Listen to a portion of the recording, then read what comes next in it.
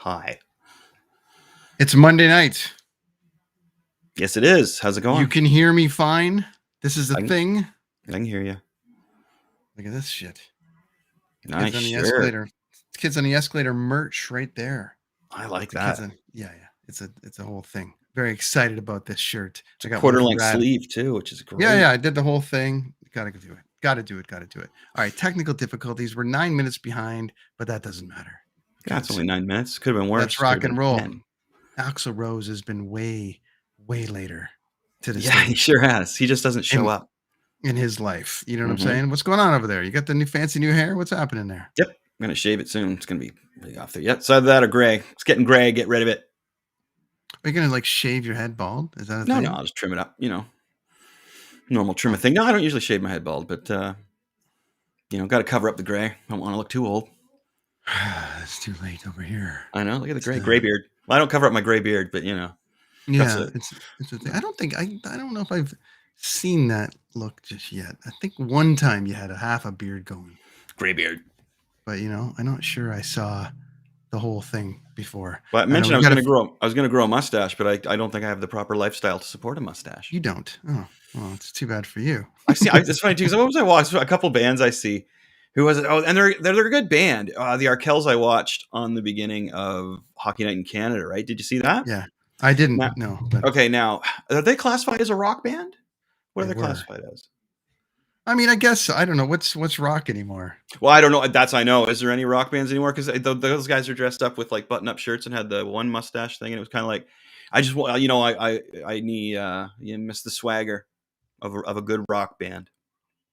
You know what I mean? Yeah. I hear you, man. I don't know. I mean, they started rocking. Good guys. I've seen them and done so many shows with them, but it sort of started rock, and then now it's kind of turned into. It's a big more of an experience now live. It's I guess so. This whole thing. It's I don't know. It's Oh yeah, I'm not throwing back. I miss rock. No, I felt bad for the singer trying to lip sync as he was walking through the crowd. Hello to rock, like trying to time it properly and lip sync all that. That must have been pretty tough, but no, I loved their very first song they released there.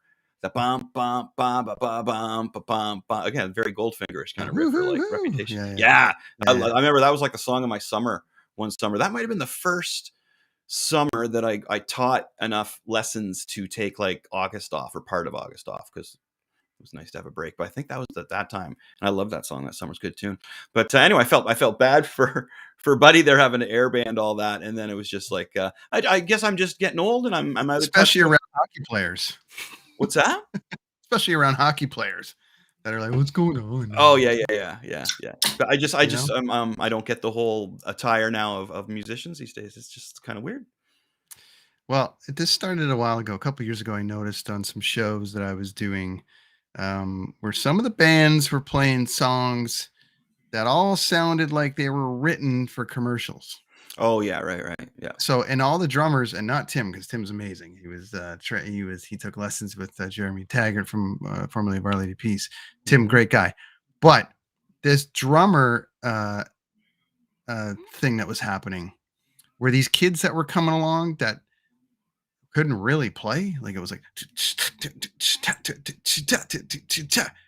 great, and then the next song like it was and I was like, great, next, and it was all the same kind of like so Sheepy Shepherd had a comment there. No, I'm not judging them on their clothing. I'm saying that what happened to that rock and roll look, or is it, that's my question. I'm not saying that they're not dressing properly, or I'm not judging how they dress. I'm more saying that I'm older and I'm out of touch, because I remember like rock bands coming in and there was a very single mustache buttoned up shirt thing is just not anything that I remember as like that rock. The Strokes were the first ones. The Strokes, yeah. And I think the Strokes, and who was the band? Not the Vine. What was that band? There was another band. There was the Strokes, and then there was another band that was kind of heavy that came out around the same time as the Strokes. That tick, tick, tick, boom. That was the Hives. That was the Hives. They were Hives. Right. In essence, almost Billy Talent but started doing it first a little bit, but they Well, were always it went from the dark porn clothes. star mustache, sorry. Went from the porn star mustache to more of the, like brushed up kinda they almost remind me of what a cop would look like. You know what I mean? Like Right. that kind of mustache like that. So, and again, I'm not judging the fashion or hacking on it. It's an observation of myself getting older and remember and remembering how it was for me. I remember Sum 41, man, when we toured with Sum 41, and that was the big thing about them. It was like, there's a rock band. There is like your as I do the Yeah. Beatle-esque kind of thing, man. You got all individual members, and they all kind of had their different look, but it was all like a rock look, like a punk kind of rock look. Whereas when I see bands now, it's like, oh, there's two guys with the exact same mustaches, and a few guys that they don't. It's not like Zeppelin, you know what I mean, or like Kiss. You don't see that Nobody knows anymore. who anybody is now. Everyone, I mean, actually, I would say, let me just make that sound. I would say that because it's Canada, that Mhm. everyone would know who everyone is in the Arkells. Right. And I think that when the CanCon thing was happening and Much Music was around, there was a lot of, everyone was a rock star Mhm. at some point. But Mhm. I don't think that I don't think that everyone is recognized now. I don't believe that anyone knows who anyone is now. It's really Right. gone back to like a singer kind of It totally has. scenario I see where that. it's like it's all the singers Yeah, and see, and that's my observation. It's like, man, where's those? And they're probably out there. I bet you, our friend Daryl's going to tell us about some up and coming rock bands. You know what I mean? That kind of go back to that yeah. original. Look at the bass player slung down low, kind of old. I don't know if it's old guy rock, but just keeping rock and roll alive. I always get a kick out of when I hear Gene Simmons say, "Oh, well, you know what? Rock and roll is dead." Blah blah blah blah, and it's like, Gene, when rock and roll was on the cusp of teetering, you had a record label, and I saw one of the bands that you had found and signed to keep rock and roll alive, open for you in Toronto, and that band was horrible, and they were not rock and roll. They were out there trying to sell this new design of hoodie that was missing a sleeve. Right. Now, talk about Yeah. fashion there, my friend. Wow. These guys, that was their whole deal, is like between every other song, they were talking about these hoodies that they were wearing, and trying to pimp them. And this was a band that Gene Simmons discovered. They weren't rock and roll, man. I don't know what they were. They were more like a fashion band, I think. And he was pushing it and pushing it, and it was not rock and roll. And now Gene Simmons, of course, is saying, well, rock and roll's dead. Rock and roll's dead. I think he's getting old, and it's time for him to retire, and he knows that. Like, come on, man, you don't have the magic serum to keep you going and stay young forever. And I think he's lashing out at rock and roll, Brent, because Well, I think he had the power to sign some rock bands, dude. He still does, listen, really. here's the thing. Mhm. I after touring in America this past bit and sort of Mhm. seeing what's going on, and they still have a bit of radio down there, and there's a lot of satellite radio down there, but they still have radio down there. And there is, let me tell you something. I did that festival in Iowa with Slipknot, and Mhm. our tour played that stage, and there was a whole bunch of other bands. And kudos to all the bands for getting that opportunity to do that.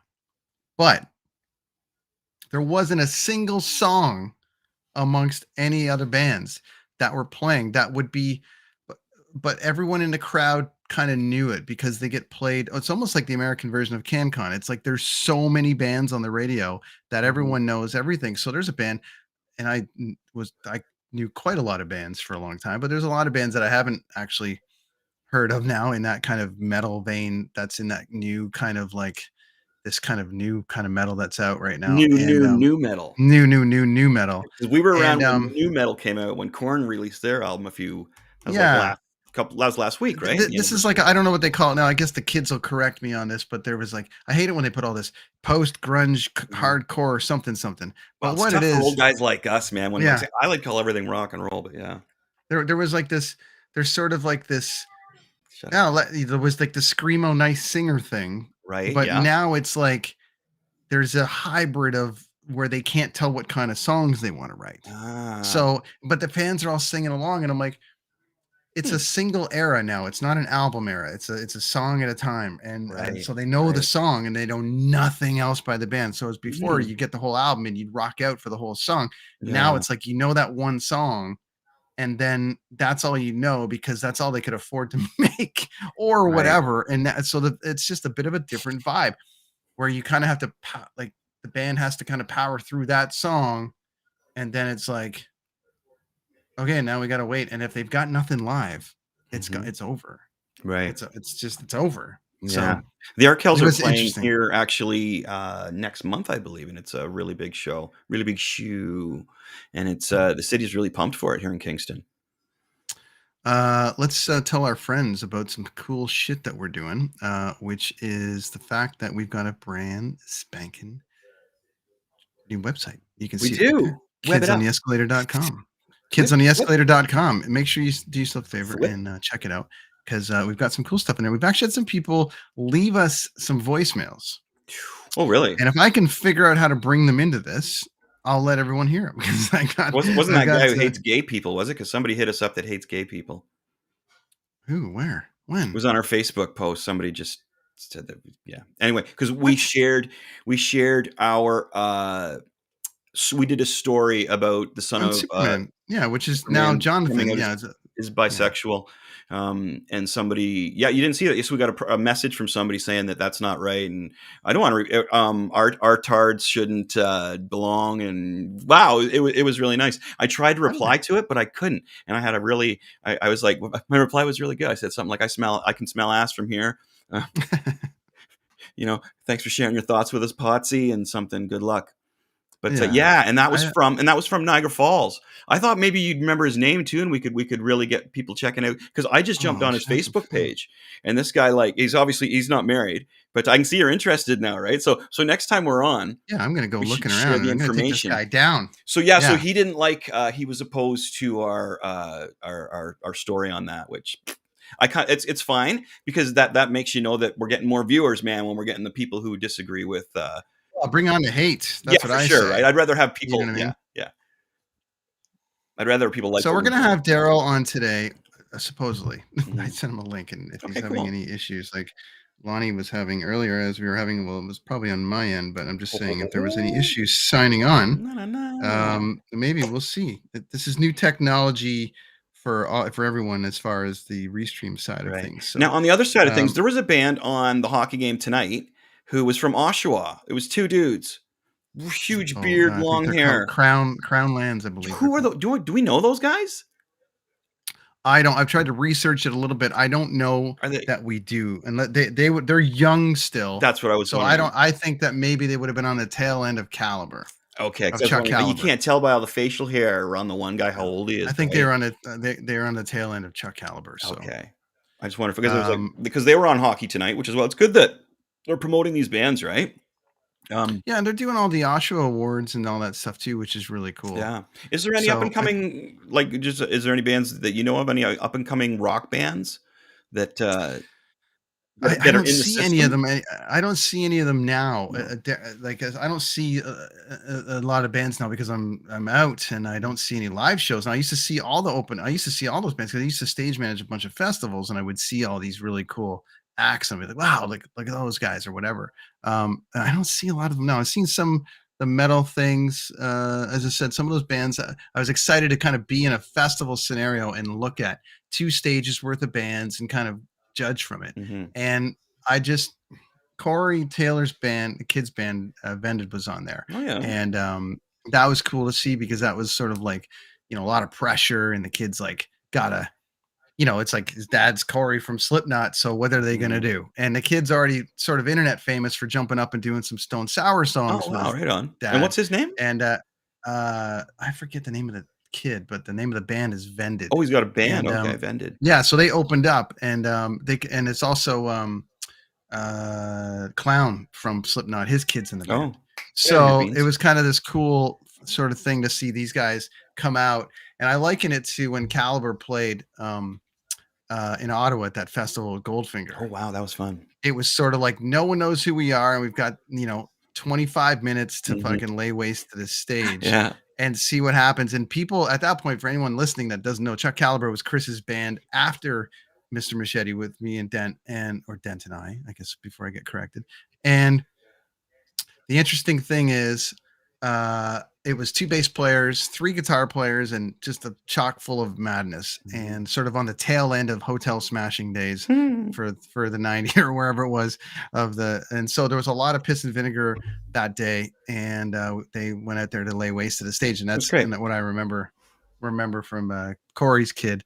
He kind of went out there and laid it out, and that was fun to kind of watch that energy because they were on the same stages like Trivium and all these guys, so it was very interesting. Matt from Trivium, who's going to join us next week to talk retro video games, sees a lot of bands because a lot of bands open for his band, right? Yeah, and so they have a brand new record out, so he'll be able to weigh in on some of that. I was listening to Bionic there last week, and like that, man, wow, Bionic was great. And when Ian Blurton was playing in Bionic, because that's what we did some shows with him. Speaking of Chuck Caliber, the underrated Bionic, oh my god, is if you like heavy rock from that 90s 2000 kind of just drop D, give her, but still got some good vocal hook in there. A dirty blues hook is what Jonathan always had, because whenever we would play shows with him, I would always ask him questions like, dude, like, what are you listening to now? And at first he was like, oh man, nothing you would dig. And I was like, no, seriously, like, just bounce it off me, man. I don't want to hear about it. And then after that, the more shows we did with him, I was always like, what do you got, man? And he was always listening to the dirtiest, reckless blues tunes. And I always thought that, and then you hear it more in the songs after you talk to somebody who's creating it, right? And he was always so passionate about his shows, but the sad thing was he would get so pissed off when nobody was there, and he would take it out on the few people that were there, and that's tough because I've done that before too, and it's hard not to do it. But it's a weird thing because I really feel I really feel that like that band could have been poised to be one of the biggest rock bands this country's ever put out, especially honestly, because it was just the sheer energy in that band was unbelievable. And thanks to Brady from Salmon Blaster for introducing us to those guys. Oh, and Salmon Blaster was really good too. That was another band. But that was something, man. Really like Salmon Blaster a lot as well. I thought their Freeway song, man, Freeway. Yeah, I thought that was going to be way bigger than it was, but playing shows with them was amazing too, because they were just rad dudes. They were a 3-piece as well. They just had issues, I guess, with the bass player deal, right? Yeah. Yeah, they had, and then but once they got that new lineup together and they got the drums, it was pretty good. Yeah, I don't know what happened to those guys. I guess their second album just didn't do it, or I don't even remember. I'll have to ask. We should have Brady on the show sometime. I'd really like to hear some stories about talked that. To him. When did I see him? I saw him on Facebook. I talk to him regularly. Well, I thumbs up back and forth regularly on there, right? But we could get Brady on here for sure, man. Like the Salmon Blaster band was great. That album, dude, I can't remember the name of it. It had the bug on it, the VW bug. If I remember correctly, that was a great album, dude. There's such good music back in that late 90s period, right? Yeah.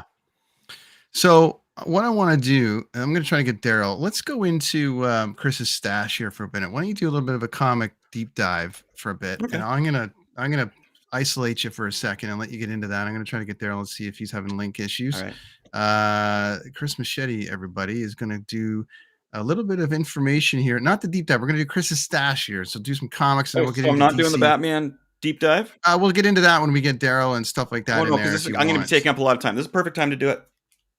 If it's just me, Chris is going to deep dive into some stuff. Let me just I'm going to take the background off just so we can, do that thing. And one of the things that I want to also throw out there for everybody is this. So this past weekend was DC FanDome. And there was a lot of announcements, Batman, Superman, Teen Titans, a whole bunch of news came down from DC. So we're going to talk Batman and we're going to talk a few things. I'm going to get Chris the window here for a minute. And I want to save me some stuff, but I want to talk about this Batman Beyond. And I want to talk about this book here, buddy. This is the one that has the phone number in it where you phone in to decide whether Joker or Robin dies. Oh, this is an iconic piece. So I'm going to open it up and show that number and phone number and everything. I'll let you get into that now. I'm going to try to get Darryl. I'll save that ladies and gentlemen, Chris Machete on the deep dive DC Comics. Here you go, buddy. Cool. Cats. And I got Catwoman, but not really. It's Beans. Darth Beans is, I'm afraid he's going to leap out and make an appearance here at some point. So be prepared. Okay. So Batman, fantastic comic. Of course, Batman's a great character. If you are a Marvel fan, Beans, and if you are a Marvel fan and you find them a little too fluffy and you want a little more of a detective style comic, where it started, Detective Comics, and it hit 1,000. Look at that. Not very often that comics go to 1,000. So it's the sideways one, right? It's the sideways cover, which is decent. That's upside down, sideways. So Detective Comics hit 1,000. So again, if you're a Marvel fan and find it a little fluffy, go for that. You might like some Batman. Who doesn't like Batman, right? As a character. Yeah, Beans is driving me nuts. So here's a good one too. This goes back a bit, but this is where Bane first appeared and broke Batman's back. You can kind of see this is there's a nice little insert piece there that I don't want to take out. You can see there's huge Bane on the cover breaking Batman's back, and that was impactful to see somebody break the bat. And what happened in this storyline? This was like a 12 comic storyline, I believe, and I bought them all. There was more than 12. Believe me, there's more than 12, but I bought them all. I have the whole set. So what happened here is this Bane character, who we all know now, he slowly freed all of Batman's enemies from Arkham Asylum. So first he'd release like the Penguin, and then the Batman 2 issues would take down the Penguin. And then he released the Joker and the Riddler, and the Batman would have to take down the Joker and the Riddler, and that would last over a few issues there as well, right? So that was the storyline that went on there, and it culminated with Batman having his back broken. Everybody was anticipating that because he was out for quite a while after that, and then everybody was wondering the big story was who's going to be Batman next, and that's a whole other story that I could get into there. Okay, so crossovers. As far as Batman crossovers, he's crossover with Grendel, of course. I don't know if there's been a Spider-Man one. There's been an amalgamated one where there's like a whole bunch of Marvel characters and DC. But anyway, my favorite crossover event was the Batman and Spawn crossover, where you get a character from one company, DC, the Batman, crossing over with another character from Image Comics, Spawn, who was huge back then at the time, still is really popular. He's doing well. Todd McFarlane is one of my idols, and he draws this one. He's the Todd father. He's one of those artists that came from the times when you really had to break a leg, man, to draw and stay on time with everything. So this is Batman and Spawn, and this one is written by it's written by Frank Miller, right? And we all know who Frank Miller is, who did tons of Daredevil and also wrote some fantastic Batman stories, right? Frank Miller's awesome. And what else? It'll come to me, I'm just blanking on it, but I know the other Frank Miller one, we're all screaming it.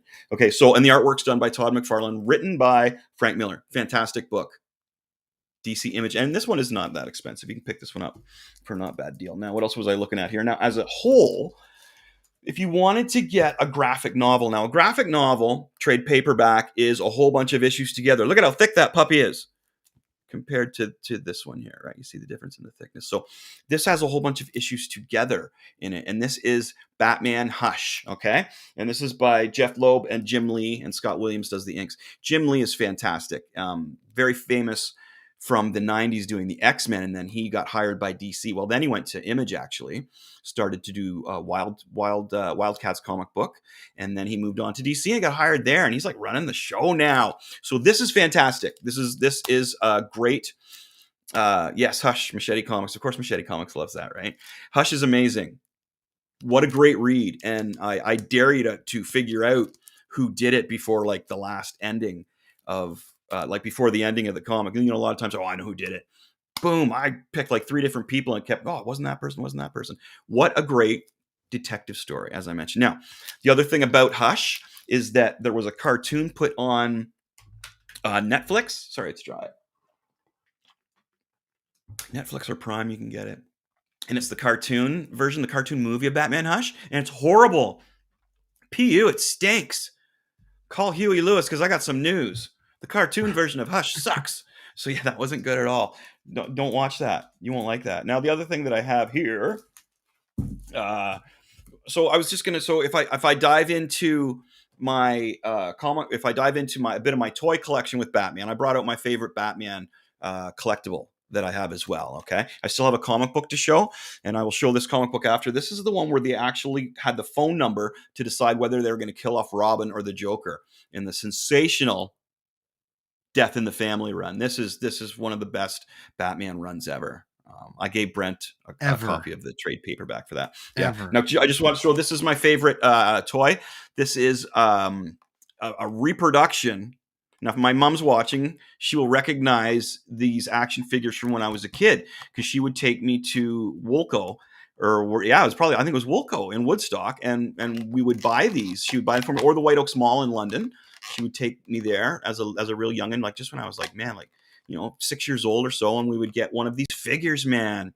And they were kind of look like a bit like a doll, but man, I love these. So I found a repro of Batman at it was in Toronto there at the big one, the big fan expo. So I picked this up last minute. I remember it was the last thing I got. And I can't remember what I talked him down to, because it's always interesting to hear how much money you actually pay. But yeah, as I said, my mom will recognize these if she's watching, and I know she is. Those old Mego dolls. Mego or Mego had tons of these. Even comes with an extra sticker for his chest, because if I'm playing with him and knocking him off other action figures and stuff, then I can put another one on. But they should have came with that when I was a kid, because I used to always lose those. But man, I had fun playing with these. Yes, showing my age a bit, but that's okay. So I really like this toy, and there's a bunch of them you can get. I'd like to get just Robin. Well, I'd love to get Spider-Man and a whole bunch of them, but they can get pricey. But there it is. So that's my favorite Batman toy. Reproduction of one of the original Mego Batmans from the late 60s, early 70s. It's a rad toy, dude. Dude, it's awesome. I love those. Awesome. The memories included. I'm such a Batman fan. I always get asked, like, Batman, Superman. They had just the DC FanDome, obviously we just touched on, which was tons of DC news, man. They got into tons of stuff about Superman and Batman. There's going to be all these Batmans. One of the things that I want to show, the big news was the Flash trailer. I don't know if I posted it on our Twitter, but at the end of the Flash trailer, you see this image, and it turns out through the whole process they were talking to, or Michael Keaton was basically in the background, like talking, what I mean, sort of saying, why do you want to do this, or why do you do this and do that? And it turns out that we might get this version of Michael Keaton this year, which is going to come out of that Flash sort of universe, whatever they call it. What do they call it now? What's that universe? Like there's like the Flash. I don't know. Yeah, I'm trying to keep up with the Marvel ones these days, man. He's going to play this sort of beyond Batman kind of character, which was portrayed in the TV show by the voice of Batman in the comic books, but then or in the animated series. But he's going to come back and play an older sort of Batman. I don't think quite 80 years old and retired, but he's going to play this sort of older version of himself, which is one of only a few. Apparently there's going to be 3 Batmans next year, which I think is pretty rad. They're going to keep moving ahead with obviously Robert Pattinson's Batman from the amazing trailer that we saw. Plus, what you think of that? Yeah, I think it's going to be great. I know the trailer though. I know. I think that the trailer was awesome. I like the fact that we I like the fact that we see the Penguin sort of in this, like it's Colin Farrell in this completely different thing. You don't see the Riddler in it at all. You just hear him. We see him get busted there at the bar, right? And he leaves his coffee. But the thing about the Penguin dude, you notice he's a gangster. He's not. Yeah. I love that.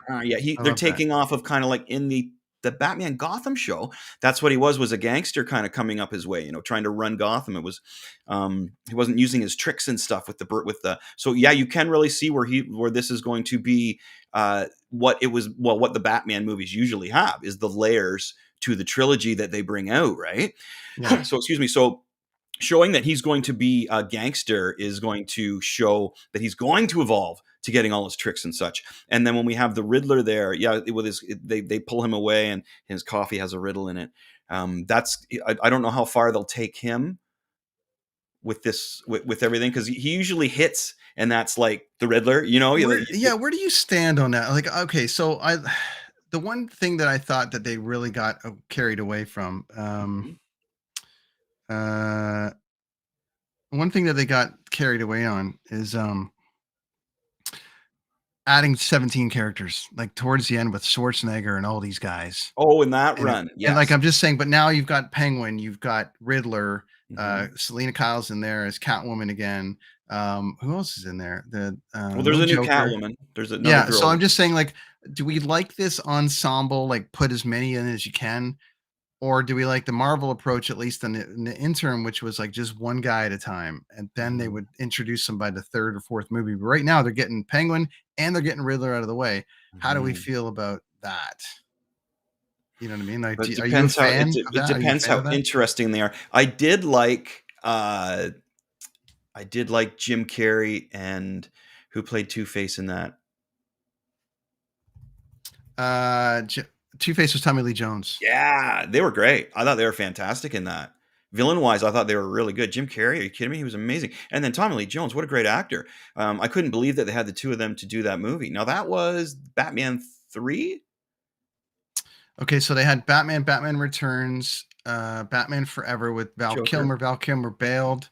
Yeah. Then they had George Clooney, and that was the one. Oh, sorry. So Batman Forever was Val Kilmer, Jim Carrey, and Tommy Lee Jones. There you go. Yeah, I don't know like about the And Batman. then Nicole Kidman and all that stuff. It was like 100 people. And if you read Val Kilmer's book, he was like, "Yeah, I'll do another one, but I'm doing these 3 movies for." Or he was going to do Heat.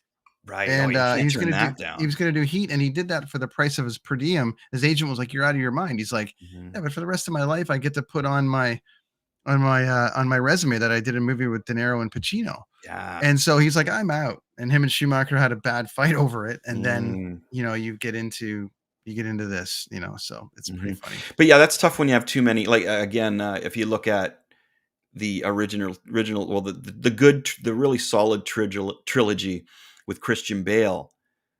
You just had the Joker. You didn't need any more than the Joker. So that is worrisome, right? It's like, well, is one villain not good enough? So that's why I'm wondering if one of them is going to take a sideline, like possibly the Penguin isn't that big of a threat at this point. You know what I mean? But he's growing. He's ascending to this point where he is going to be the Penguin. And have all his tricks and actually see. I've never been a huge fan of the Penguin, to be honest with you. When they did it with Danny DeVito back in the day, I thought that was a waste. I really didn't. You didn't like it. I did. I thought Danny DeVito was great. I thought he did a great job of it, but I just don't like the Penguin. It's just, as a villain, again, he's one of those guys that's just like, come on, you're going to put him straight up against Batman. You know what I mean? I don't know. This guy. One of those ones, like when I see the Joker and the Batman face off, it's like, oh yeah, this is going to be a great fight. What's going to happen here? But anyway, how you doing, Darryl? I see you there. Oh, he's gone again. Oh. No, I'm here. There he is. Hey, buddy. What's going on? How's that? I agree with I just caught the bit about Penguin, and I totally agree. Yes. Thank you. So you're not a Penguin guy? No, it's never. Well, the TV series, I think, is the closest they've done it right, but the rest, no. I love Danny DeVito in there. I really love Danny DeVito as the Penguin. I thought he was perfectly cast. But that was, keep in mind, that was like a 90s thing with the, everything was big and giant and huge then, right? It was kind of like this. You had to have a superstar of the you had to have like a whole thing. Yeah, it was like big and crazy and whatever. Yes. Darryl, that's Darryl Hurs, Indie Week here on board. I guess there was a calendar mishap, but we are here together, and you didn't miss much. We were chatting about some music stuff and all the rest of it. And we're looking for the new rock bands, right, Brent? That's what we were discussing, looking for the new rock bands. And what is classified as, because I'm an older guy, right? So I was wondering about just like, what is a rock? Who is the new rock? Where is the new rock? Is it out there? Can we find it? You might have the answers. There's definitely some really great new Canadian artists. That's what we were looking for. Definitely Canadian. CanCon connection. Yeah, one that a lot of people already knows, Glorious Sons, who opened for Rolling Stones last night in LA, I believe. My daughter works for them. She does merch for them.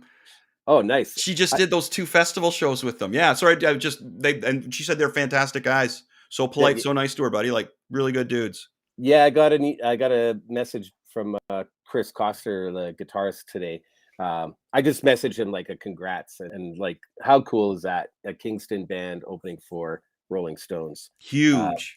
And being asked back because they did the UK and some Europe dates, and after COVID going into the North America tour, Stones actually picked them, I believe. So that's huge. I would also mention Oshawa's Crownlands, who's been getting a lot of radio play as of late. They were supposed to tour. I was supposed to see them like last Wednesday in Edmonton, and of course they canceled due to COVID.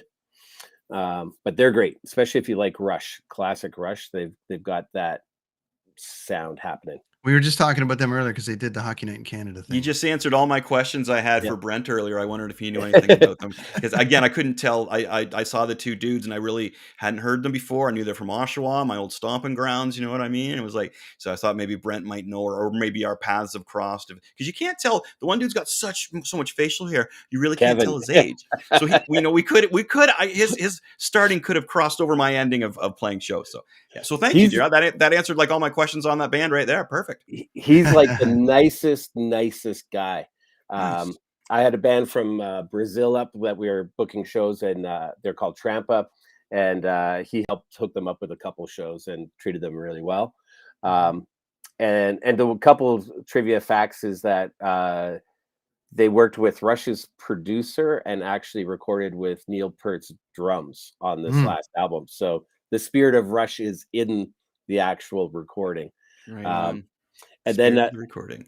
Yeah, and then another band, and this one probably not as known, kind of like an up and comer to watch, is Harm and Ease.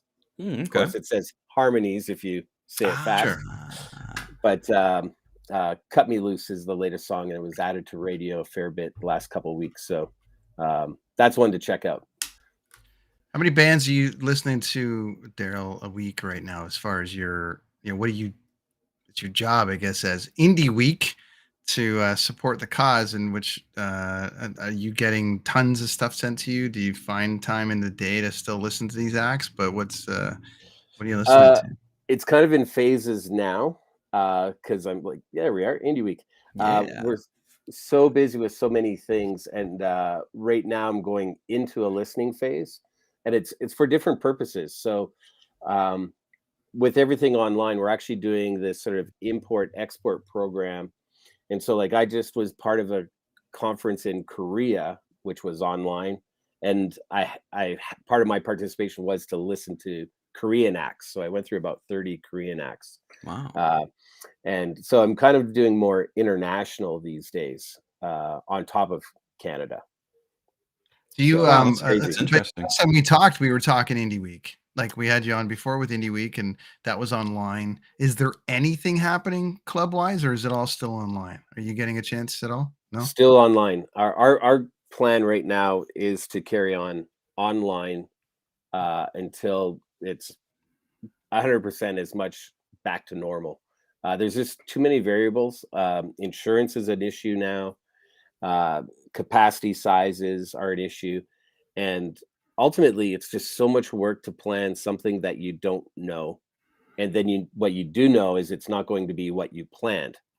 So we're just not investing energy into that right now. We're investing into what we know, and that can be online. So that's what we're doing. It's a lot of work, man. Yeah, it's a lot of work. Stress. I've got so many friends who run these events, and they're so like plan A, do it in person. Plan B, do it in person and online. Plan C is do it all online. The next plan is change the dates, which you run through A, B, and C all over again. And then the last plan is end up canceling. And I'm supposed to be in Europe right now, attending some events. A couple of them have happened.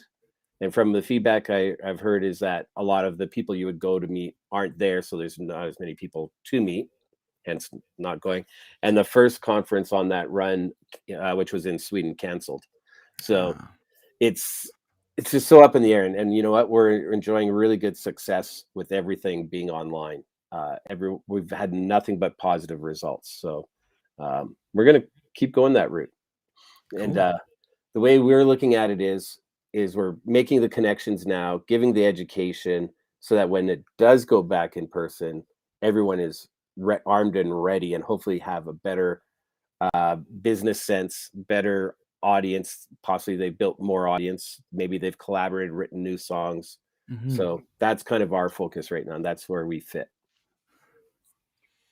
It's Chris was asking me about indie stuff because I don't see a lot of it anymore. I've been touring. I just got off a tour in the States, and that was a set package. So outside of, like if you're on a festival, you can see tons of bands. But when a set tour package like I'm on, these are the bands. This is who you get.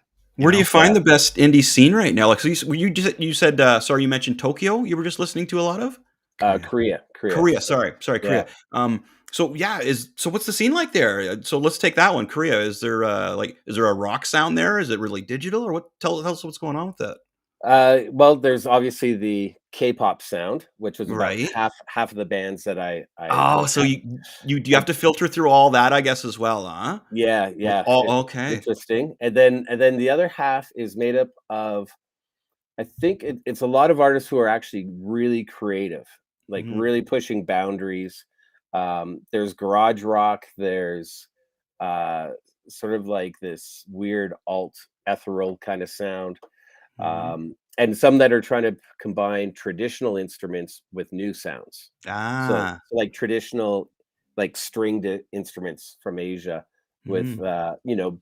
beats and loops and things like that. So pretty Right. cool. That's what interested me the most was that kind of stuff, Yeah. to tell you the truth. Do you find they're sounding like any kind of genre that we've been through? Like, is there an '80s vibe or a '90s vibe, or is it just like anything goes? It's all over the place. It's all over the place. I'd say there's a little bit of like Nirvana in there. There's always that garage grunge kind of sound somewhere in Yeah. there. That's always been big in Asia. But we're just in a weird space where like where is a scene anymore? Yeah. Like with everything online, um, it's hard to create a scene. And algorithms have killed that kind of thing a lot. Like you only see the suggested songs based on what you've already heard. Yes. Excuse me. Yes. And then you see the ads of stuff that you already like. Mhm. So it's hard to kind of do that discovery thing unless you're really focused on looking for it. And Right. that's what new artists are up against right now is like you used to see posters, you used to go to a record store. A Mhm. lot of times you'd go to clubs just to see music, like there's new music nights at Horseshoe and things like that. Yeah. Um, and even before COVID, that was kind of going down. And I really see algorithms and stuff is really playing a big role in lack of music discovery, if that makes Yeah. sense. I was going to ask you, Joe, because we touched on it a bit earlier. Chris and I were talking a little bit about what's happening with the scene, and one of the points of that festival I noticed is that it's such a single-driven market now that the whole album thing, where you go see a festival before, and the bands and the crowd would have already had the album for say 3 months or 6 months, and they were singing along. But bands, I mean, they're putting out records now, but for the most part, the focus is so single heavy and TikTok and just getting something out there to all these different people that I really noticed that more than ever, everyone only knows one song by these guys. So then they really got to bring it live, and I've been severe. I was super disappointed at Knotfest. That's the Slipknot's festival. There wasn't a single band outside of, like as I said, the excitement of Corey Taylor's Kid that was out there rocking, but there wasn't really a band like on the indie level that impressed me at all because they just had no live game. They were relying on that big sing along commercial song that everyone's trying to write. It was so Mm. weird. Are you finding that or what?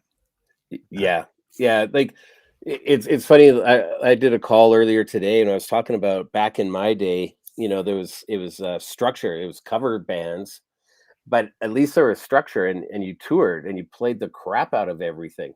Like you played 3-4 hours a night, 5 nights a week. You just played a ton, and it's kind of like you read the crowd, and by Wednesday you knew what songs were working or not. Thursday Mm. you've changed it, and Friday everybody's just rocking with you, and Saturday's over the top. So, Mhm. um, so yeah, I think the live game is down. Like, I mean, people don't. Well, obviously, COVID isn't helping, and no touring for 2 years, but um, yeah, bands don't tour like they used to. They don't woodshed like they used to. It's kind of like copy and paste a lot, loop a lot, auto tune, quantize, find sample, put it out. And Mhm. and and before the common saying was sort of like it took 10 years to write your first album. And like Van Halen 1 is like the classic rock album that came out, and it's like, wow, everything is amazing. That's because they toured it and played it live to death. Right. Yeah. Great point. Great And point. yeah, and they fixed it everything, right? Like Mhm. it's like, wow, it's all amazing. It's like, yeah, they know what works and doesn't. Um, So I feel a lot of artists aren't playing those songs, getting feedback from audience, editing, changing, and then going to record. Right. So it's just sort of record and put it out. Yeah. Right. Yeah. So it's who's a doing weird it world. best? Who's doing it best? Who do you think is doing that best? I mean, Big Rec puts out a song every 6 months. It's great. But who do you think is doing it best? Oh man, that is such a hard question. And we asked them here. We don't get political, Darryl, but we Oh. want to know. That's a really hard one. You know, if I was going to say a band that is really on top of their game, it's Walk Off the Earth. Like they really know what they're doing. They know what their audience wants. And they're balancing, like they're still doing covers on YouTube, but they're still doing originals. And there's this balance. And I really do feel that the both are complementing because they're playing such a wide range of covers that cannot do anything but help your songwriting. Like, what's a hook? If you play enough hooks, you know what a hook is and what it isn't. And I think that that's really helped them a lot. But they're I mean, for I don't know how many years now, they just keep releasing content, and it's always been quality. So Walk Off the Earth. Nice. I'll have to check that out. Viral. Those guys have been viral for a while. They did that. They were. They did the. Somebody passed, right? One of their members passed away, but they did the somebody that I used to know cover that blew them up. Oh, okay. And they did all those weird instrument, like they were playing them all weird and stuff, but it blew up into this huge thing. They were almost like I would say they were almost leading. If it was a band leading the charge with this online thing, I would say that they were one of them. Oh, okay. Because it was almost like, what are they going to do next? You know what I mean? That's it. So like that song. So the funny part is that song was currently a new release. Like it wasn't like a classic cover that everybody knew. They're covering a song a lot of people didn't know yet, and their cover actually helped the original song go up the charts. Like, it was like sadly. That artist probably had to like send them a thank you check, you know? Yeah, I would think. But yeah, the way they did it, it was one guitar and 5 of them all played the one guitar at the same time. Wow. And the week after it came out, Ellen had them on her show and presented them with Fender guitars. But them being on Ellen just really blew them up. And they've been nonstop though. They've been creative each time and consistent, which a lot of artists aren't. And I think that's the biggest thing, consistency. Hey Chris, we should probably play Name That Tune with Darryl tonight. Oh, I don't have my guitar hooked up here, buddy. I totally forgot about that. Yeah. Guess we'll have to hum it. No, another. We'll get you on next time, buddy. We'll get you on next time, which is. Well, who do we have on last time? We had Lachlan. We had Lachlan. Oh, poor Locke, man. He was lost. He's like, all right off the bat, he's like, oh no, man, I'm no good at this game. Brent's like, plug it in, turn it on. It's like, oh no. So poor guy. We nailed him. So did you guys already talk to the DC stuff? No. Well, we just touched on it a little bit. But we didn't dive into it yet, man. I dove out because I was trying to get you to dive in, and you were away. So Chris dove in, and now we're all here to dive in. Yeah. So let's start with this poster. Let's start with this. We started with this. Right. DC FanDome this weekend. Tons of DC news. New Teen Titans coming out. 3 Batmans coming out. We touched on this last week. Superman's son Jonathan is now bisexual. That's caused a ruckus online. Boy, has it ever started a bit of a chat. That's some big news that came out of the week. This is big news. I don't know if you recognize that, Darryl, but I don't know if you know whose Cal that is. Yep. Patterson. So, no, the new Batman. No. This is not the new Batman. This is from the Flash trailer. Oh, and what? Right. This is from the Flash trailer. And just so you know, he was speaking to the Flash through the whole thing, and that person was this guy. Michael Keaton is going to be. I've been hearing, snippets of Michael Keaton coming back. We got 3 Batmans on the go, which is great. 3 Batmans on the go. So, Chris, where do you want to start? Where do you want to go, buddy? Let's. I was just going to. So I was just to top off the comic thing. So this is like one of the most famous Batman issues and storylines, and this is the death of Robin, right? And what they had in here, which was the coolest part, if I can find it, right here it is. So what they did was they left it up to the reader. Sorry, guys, they left it up to the reader Robin will die because the Joker wants revenge, but you can prevent it with this telephone call. So they give you the phone number there. The Joker fails and Robin lives. Joker succeeds and Robin will survive. Will not survive. Sorry, will not survive. So you phone in and you decided the fate of what happened to Robin, either it was Robin or Joker, and they decided that Robin should die. So that has never been done again or before. That, like, to decide the fate of a character to phone calls from the fans was incredible. So this is like, and the artwork's of course stellar. It's really, really good. Can you, Chris, show the scene, show the actual scene, the death scene? You've got. Well, it won't have it in here because this was the one in between where don't you have the next comic? Don't you have the next? Oh, I didn't pull it out. No. Oh. I don't. This is worse. So I don't like pulling these ones out that often. I'll just, you know what I mean? Like special occasions. There was something I wanted to. There was another comic last week too, and I was like, nah, I'm not going to take it out.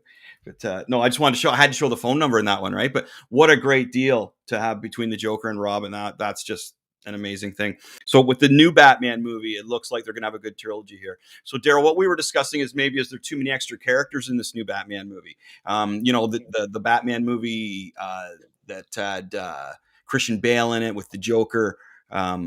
Fantastic. One villain. You didn't need any more villains. You just needed the Joker, right? So what's your thoughts on the fact that we're going to see Catwoman, we're going to see Penguin, we're going to see Riddler and Batman, like 4 huge characters in one shot?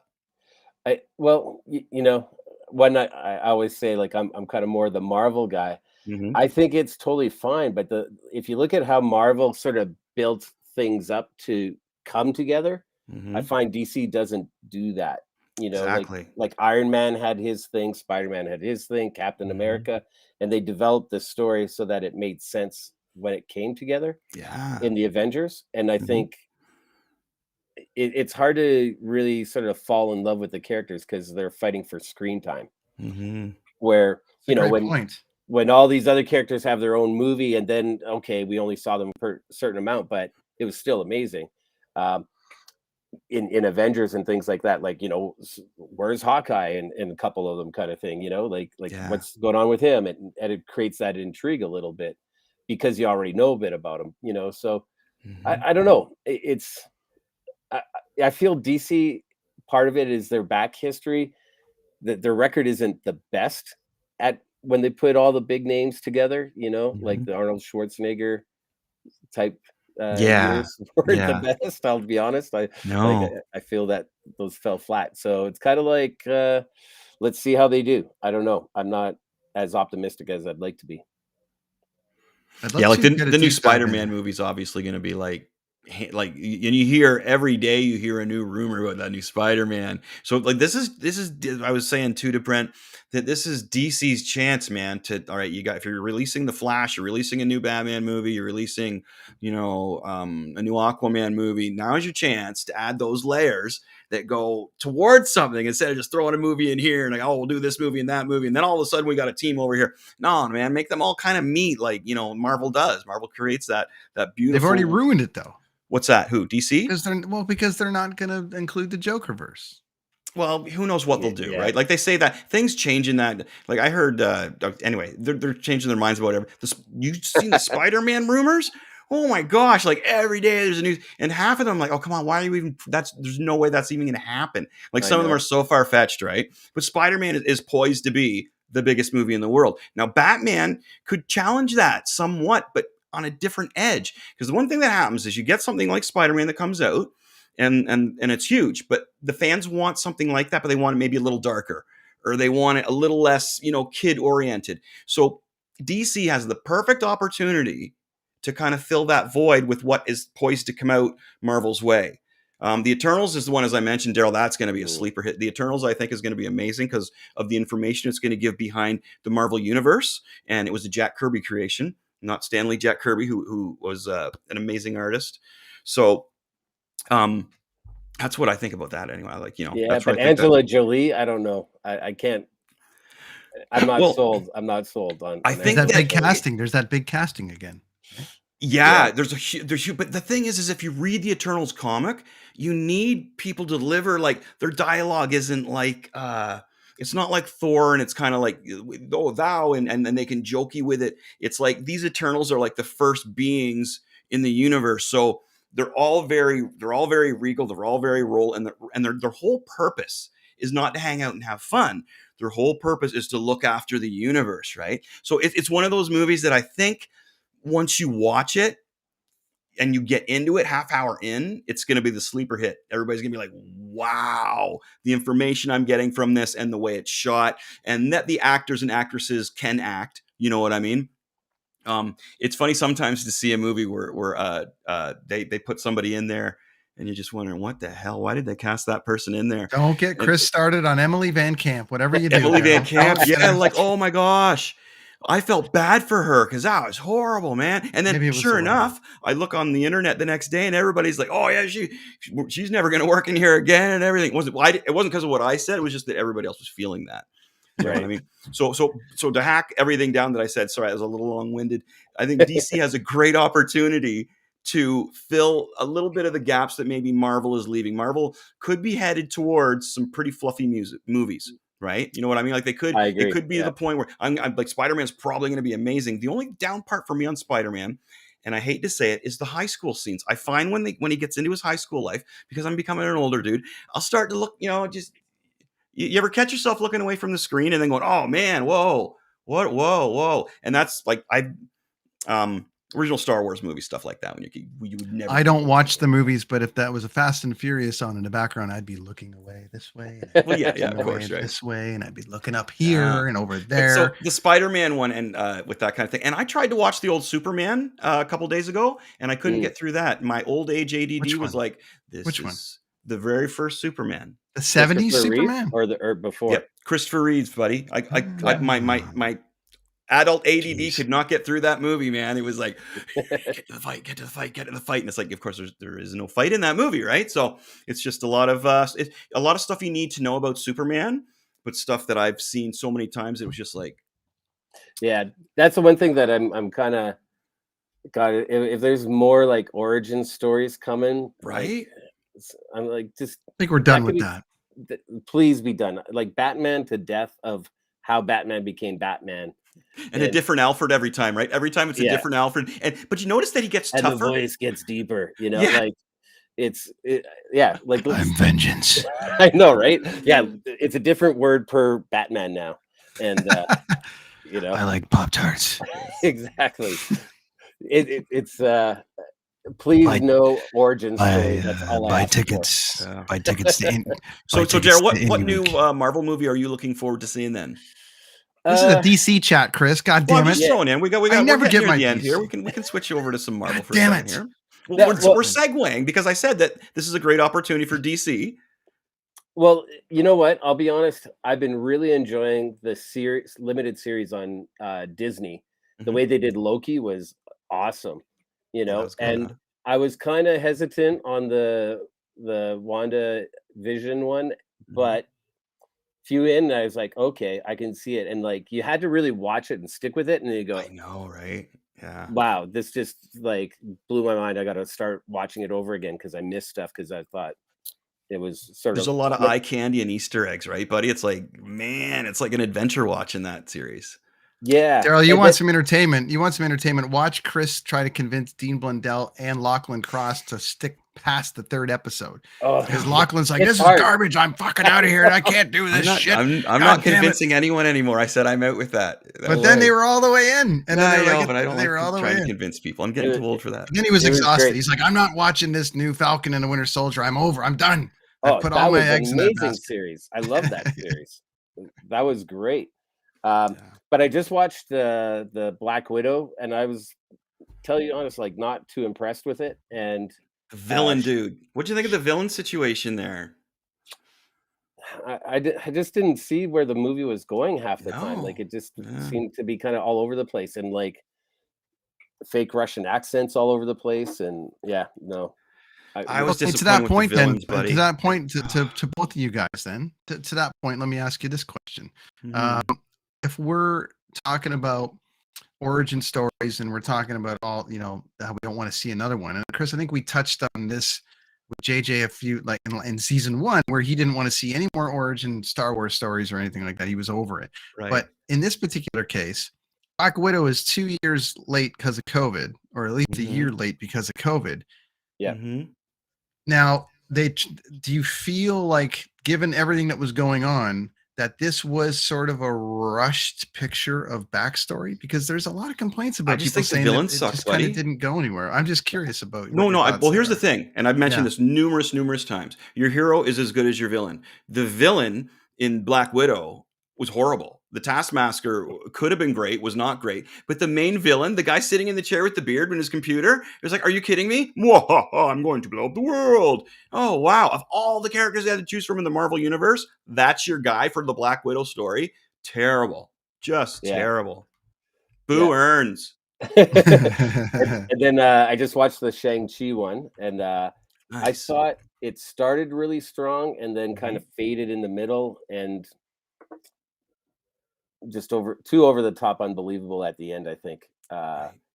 And which kind of deviates from the story. Like I've actually I collected Shang-Chi when I was a kid, and Yeah. nobody collected Shang-Chi. Like I know, right? nobody cared about it. But Jeez. I've got like so stack of Shang-Chi comics, like Mhm. um and I'm like, I hope this movie drives the value up. That'd be nice. Yeah. Uh, but yeah, like in the comic books, it was like a guy that did martial arts really well, and it wasn't so crazy over the top. At least the era that I read, Mhm. it might have gotten on to more crazy stuff like riding dragons through the air and things like that.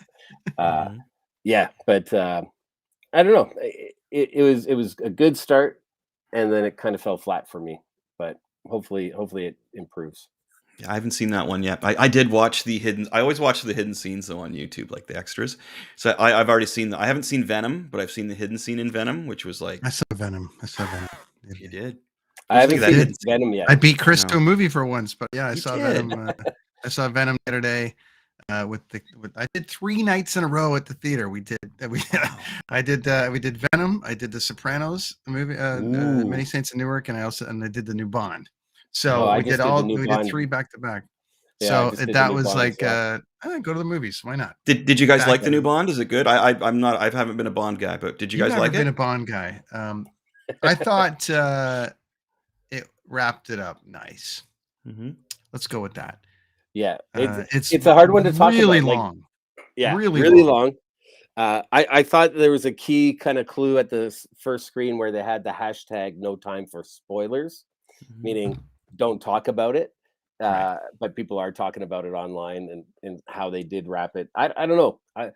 I would predict the way that they introduced that Bond has a daughter, that next round Spoiler alert.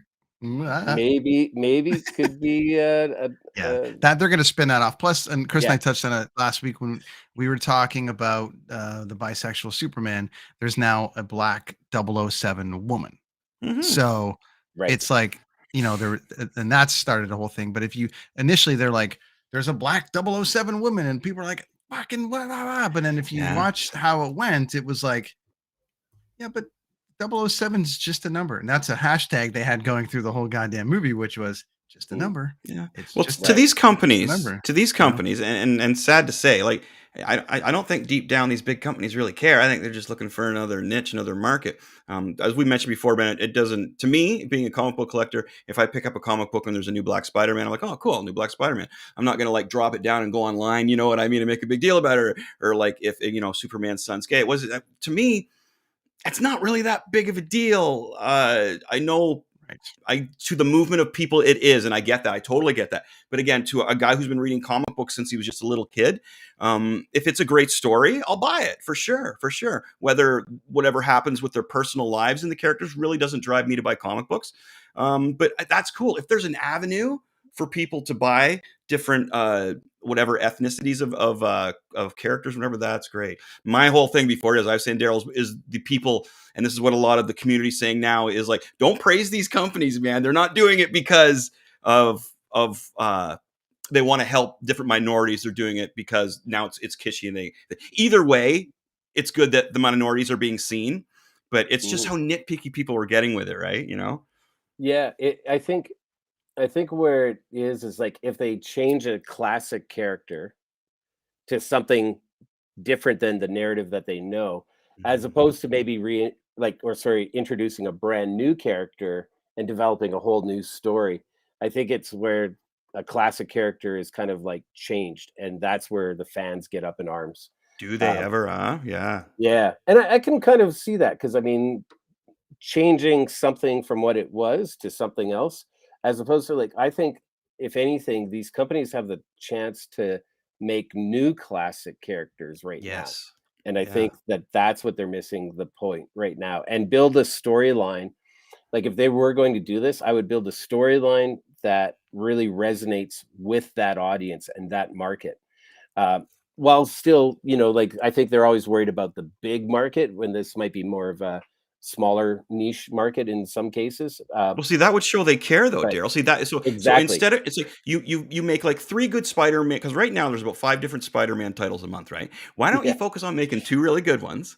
You know what I mean? And give that crowd an honest character that has been created, or that a character that has always been black, has always been Asian, has always been gay. Like, don't turn that character to a certain way. That to me shows you're trying to sell comic books. If you're going to create a character that is pure and genuine to what those readers want to see, that's exactly, Darryl. I get that. I think that is brilliant.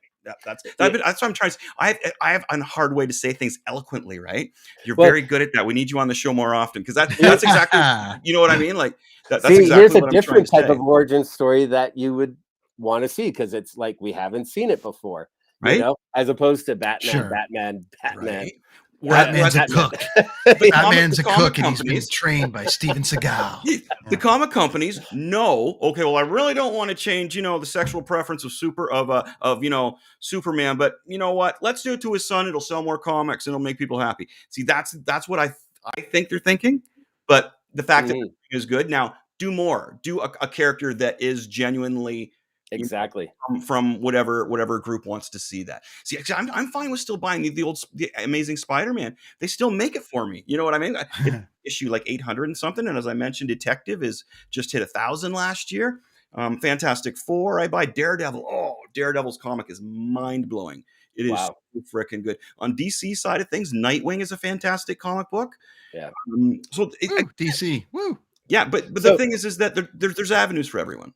Let's go back to DC then. Sure. Right, and let's talk about that poster and more about these announcements, because I'm real interested in thoughts on some of these, because I went through some of the reading some of the reactions online, and I don't know, I'm kind of stuck on a few things again.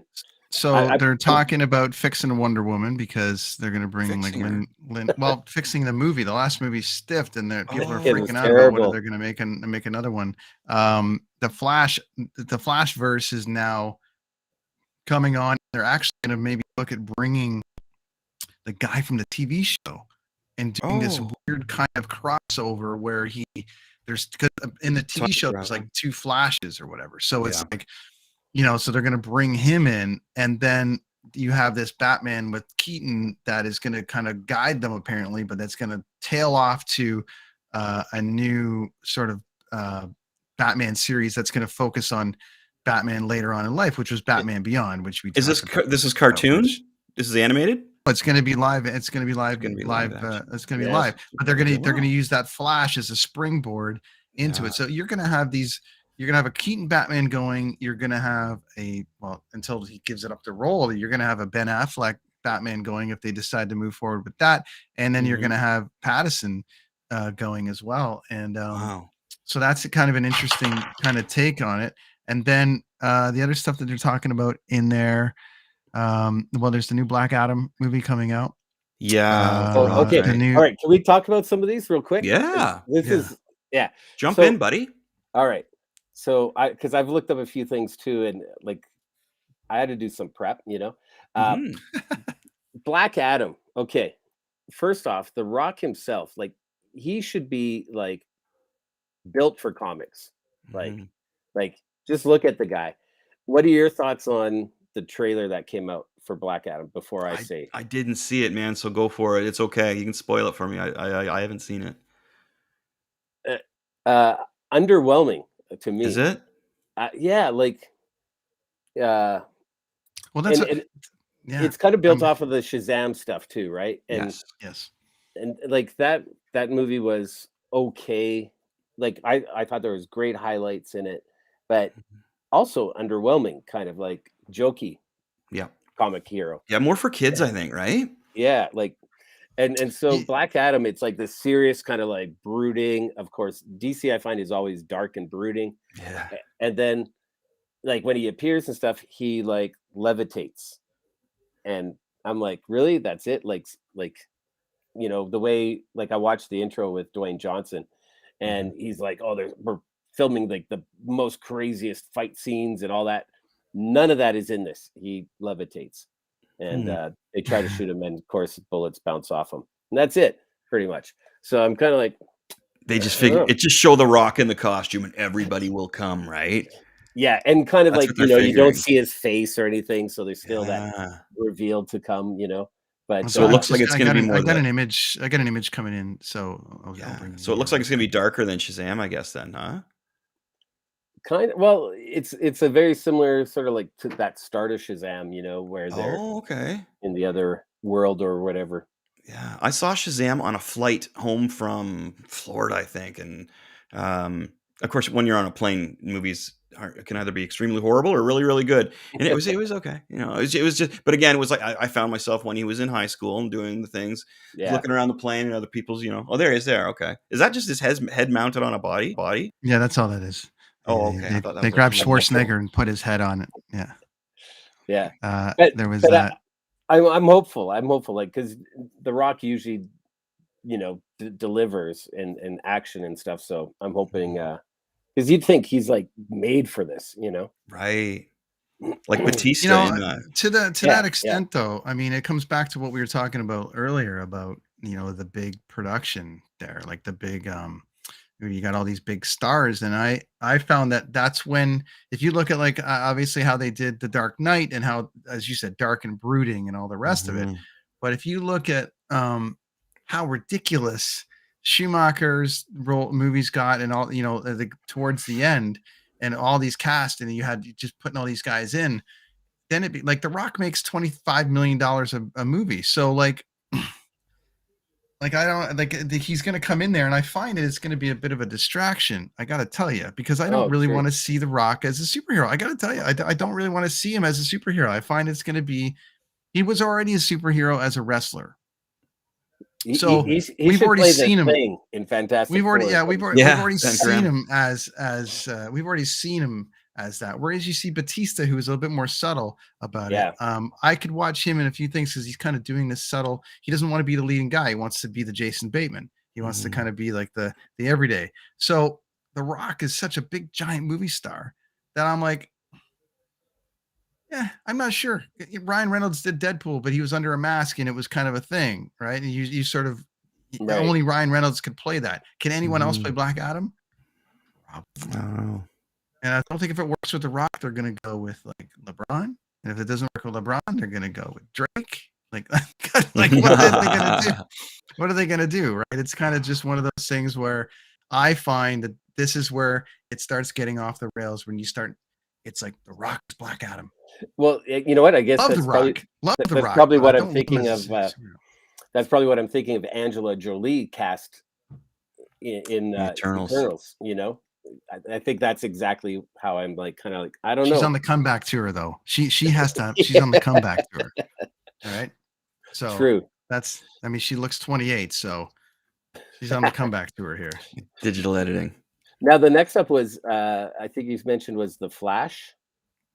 Well, The Flash has got they got a Flash movie coming out. Yeah. Well, I love the guy who played the Flash in those Justice League movies. I thought he did a great job. Well, my little guy doesn't want that Flash. He wants the TV Flash. The TV Flash, right? Like, I think they're both really good. Yeah, like that's the one thing I was like when they had that movie, I'm like, but they have a Flash TV show. Why don't they have the Flash TV show guy in the movie? And that distracted. And I liked both of them. I liked both of them. I'll be honest. I like. Both have done a really good job.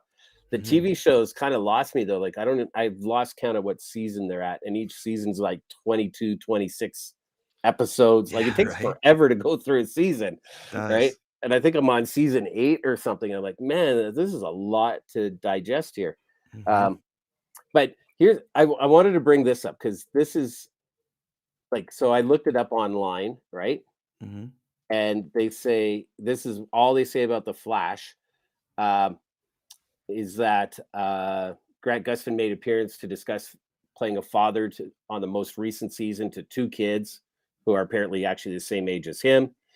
And he also revealed that his Flash suit will be getting an update next season, adding something that's long been missing: the Flash's iconic gold boots. I'm Oh. like, is that really a huge selling point?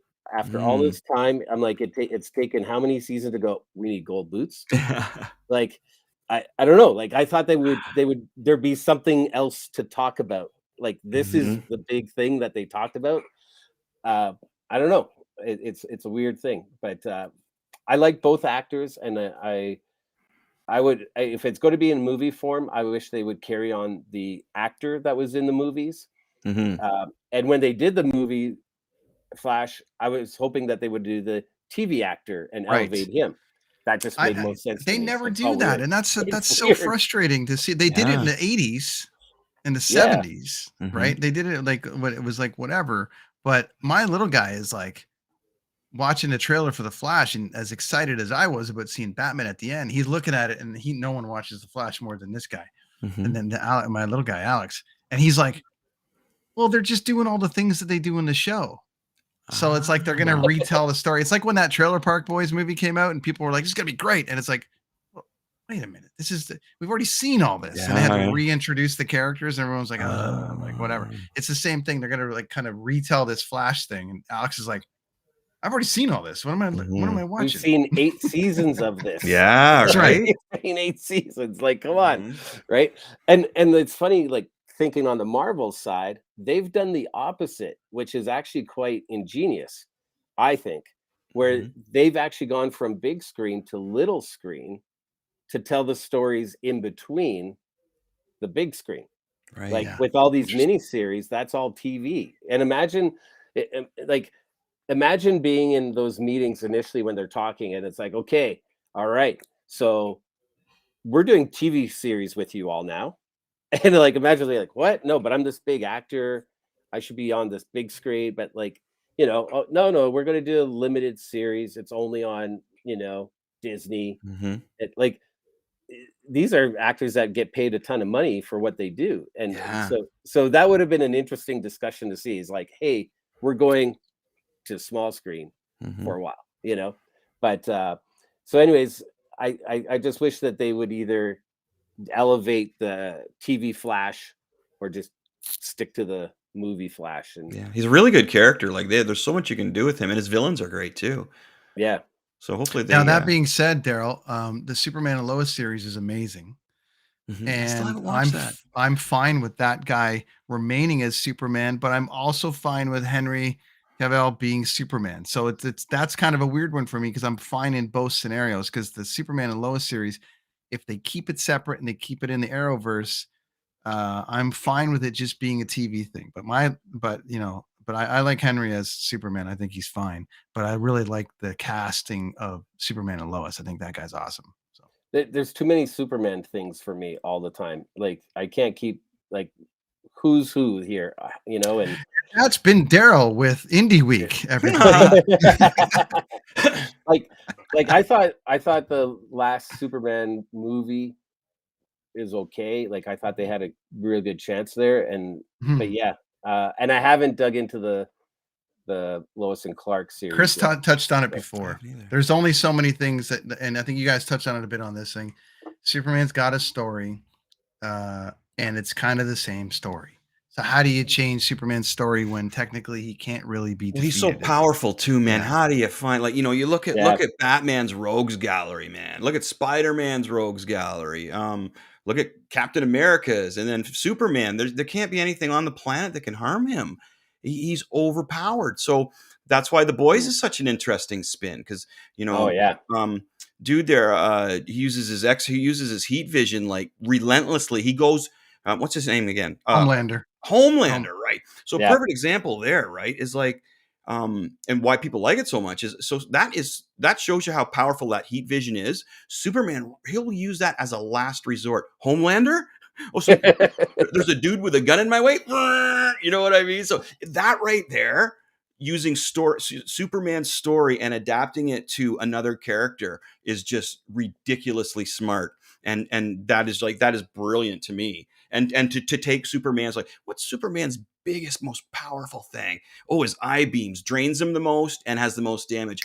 We're gonna have this guy use it whenever he feels like blinking. You know what I mean? Like, wow, like way to write a character, right? So Superman, he doesn't have that guy to fight against. There was Doomsday that was really kind of lame because he had no backstory. There is the 3 original Kryptonians, the evil, the 2 dudes and the girl there, which back when I was younger, I liked Superman too. But other than that, man, it's tough to find a villain for Superman. It's tough. Well, even when they were doing that Superman versus Batman thing, and everyone's like, yeah, like I think we're all like, this is cool to see it all together, but can't Superman just melt him? Yeah, right. Whereas like, you have Iron Man versus Hawkeye. There's it's going to be like, how's Hawkeye going to beat Iron Man when he can fly around? But he can beat him probably. Yeah. But just a funny Hulk versus Spider-Man, right? Yeah, like I just envisioned Superman just standing there and like Batman throwing stuff at him and shooting him and Superman just one of the things they do really well in Superman and Lois one of the things they do really well in Superman and Lois is they really show the weak side to him, which I thought was really great. Like he's very human in this film. Like he's very like he's an alien, but it's the most human. Like if I do that, I could die. Superman that I've seen yet. Other than Superman 3 when he splits into 2 different personalities. Like I feel that they continue to sort of play Superman with a conscious and guilt trip all the time. Like I better not do this. Like use my powers because I'll feel guilty for it. Well, then you have to watch Superman and Lois. You got to watch it because they touch on that. And of course they do. I'm not going to let the cat out of the bag too much, but there is an alternative universe where, there's a Bizarro world that we know about, but there's an alternative universe where Superman ain't the friendliest of guys. So that's fun to watch. That was a good movie. What was Brightburn? Well, Brightburn, no, the Brightburn is awesome. That's like a little evil Superman, but like that was an awesome concept. But in Superman and Lois, they touch a little bit on this. What if? Oh, okay. What if he decides to just turn on the world? Right. Yeah. And there's another one too, where if the Russians discovered him and made him a weapon over there to a cartoon. I just watched that as well. You got to watch it. Yeah, I find their cartoons are pretty good. I like their animated. Yeah. Darryl, tell us about Indie Week before we let you get out of here, buddy. Yo! Sure. Indie Week, we're online November 9th through 13th. It is a place for artists to meet industry, hear from industry. We do education, breakout rooms. We're talking all different types of topics like live streaming, digital distribution, publishing.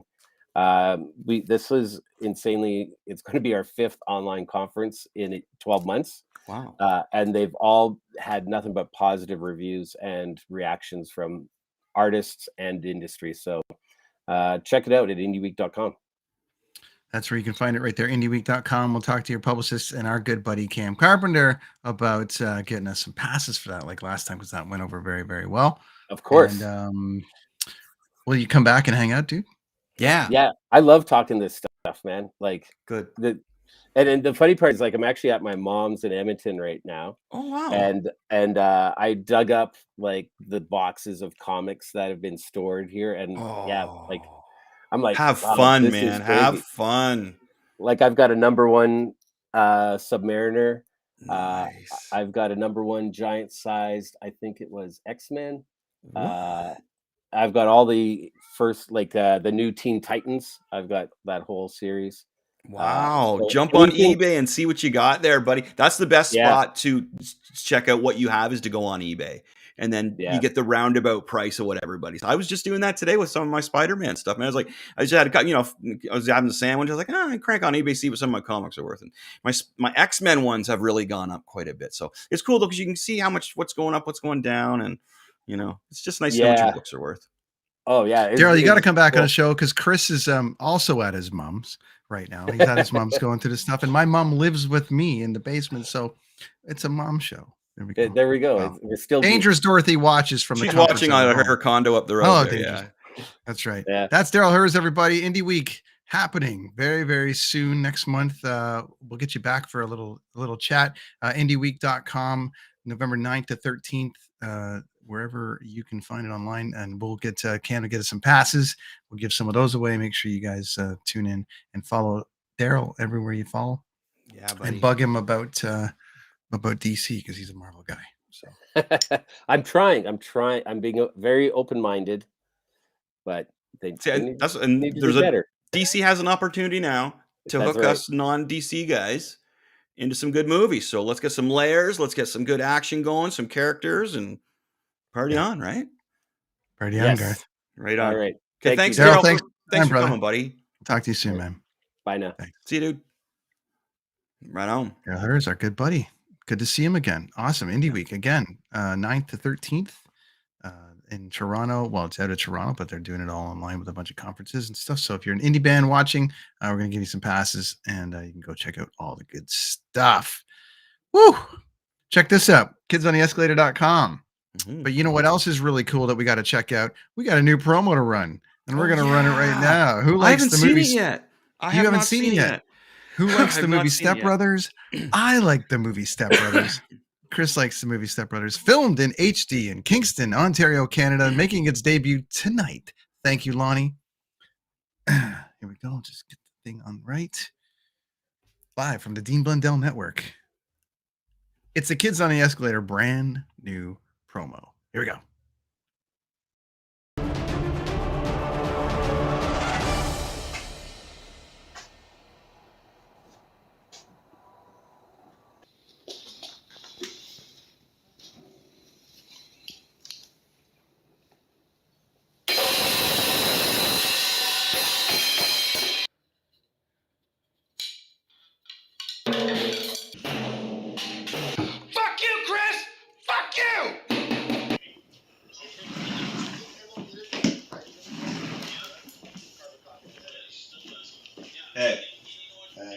Why are you so sweaty?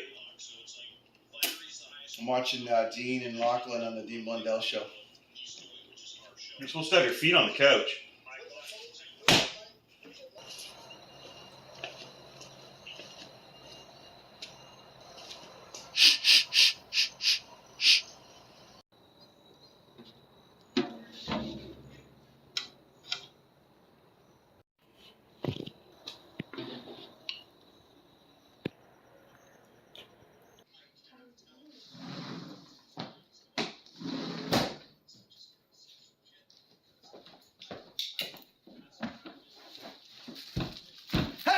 You touched my drum set. No, I didn't. You swear in your life you didn't touch my drums. I don't have to swear to shit. You're fucking high. I know you're lying because the Dean Blundell show does not start until 3 o'clock. Fine. I touched them. I played them. But I was playing Kiss songs on them. Did we just become best friends? Yep. We should do some activities. We should start a podcast. Good times? Rad dudes. Dean Blundell Network.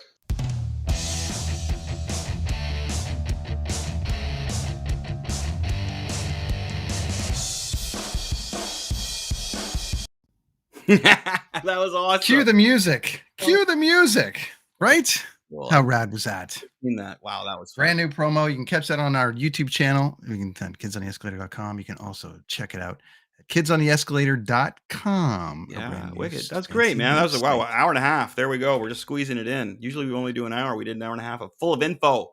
We did a lot of stuff today. Thanks to our friend Darryl. Next week, we've got a very, very great show. It's Retro Video Game Day. Mm-hmm. We have Matt from Trivium, lead singer from Trivium, brand new record out, rolling up the charts and heavy metal. I had a chance to tour with them. Matt's going to come on. We're going to do an afternoon recording with him, and then we're going to share it with our friends here later on at night because he's a Twitch-orific madman, and he's doing a lot of Twitch stuff, and we're going to join his feed, and then he's going to join our feed. So very cool. That's next week, retro video games. We've also got a former referee from the WWE coming up. We'll leave it at that. Can I ask him shady stories about Vince McMahon, or am I not allowed to do that? Why not? I'm just Let's curious. go. We'll have Mike on for that. We'll have Mike on for that as well, and we're just going to do a whole thing. Cool. Yeah, I'm sure there's a whole bunch of those stories out there as well. I actually have some good ones for him, man, but they're kind of shady.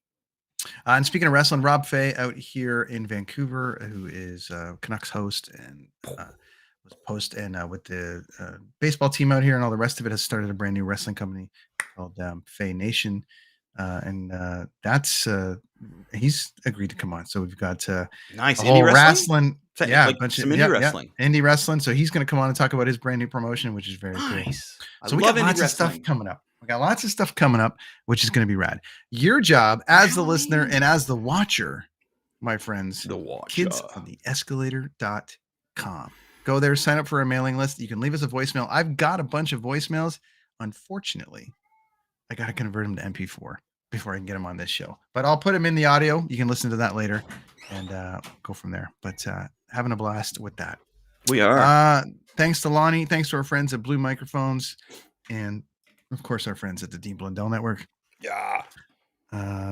Thanks for watching. Thanks to Darryl. Thanks to everybody. Thanks to you, Chris. Thanks to you. Look at me. Look at you. Look at me. Look at you, mate. That is the Kids on the Escalator podcast for another night there. And here we go. Thanks, everybody. Good times. Cheers. Red dudes.